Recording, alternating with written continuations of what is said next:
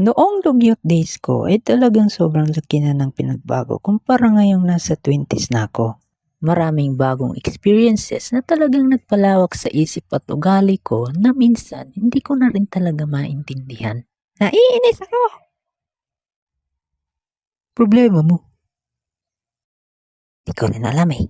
So ang isi-share ko dito yung mga karanasan na hindi ko makakalimutan nung kalaro ko pa palagi yung isa sa kuya ko. So bale, 4 kaming magkakapatid. Puro lalaki at ako naman ang pinakadugyot sa kanilang lahat. So ako yung bunso at yung pangatlong panganay ay tawagin na lang natin sa pangalan si Nix. Si Nix, sobrang hilig niyang gumawa ng mga bagay-bagay lalo na nung nasa elementary pa lang kami.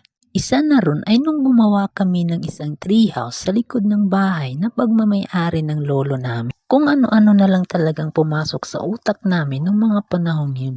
Na kahit medyo mataas yung puno ng bayabas ay nagawa pa rin namin magbuwis ng buhay para lang makapagpatayo sa mas mataas na lugar. Siguro isa na rin sa dahilan ay yung fulfilling na pakiramdam o personal achievement na masasabi mong hindi naging boring yung childhood days mo. I'm the king of the world! Bababa ka o titirado rin kita? Medyo mahirap yung process kasi nga kami lang dalawa yung gumagawa. Akyat baba talaga yung ginagawa namin para lang mailagay at makuha yung mga parte ng treehouse. At sa wakas, nagawa nga namin yung bahay. At hindi sa nagmamagaling pero napakatibay talaga ng pagkakagawa niya ron. Minsan nga inaakyat pa namin yung mga pagkain at tubig gamit ang lubid para doon sa itaas kumain.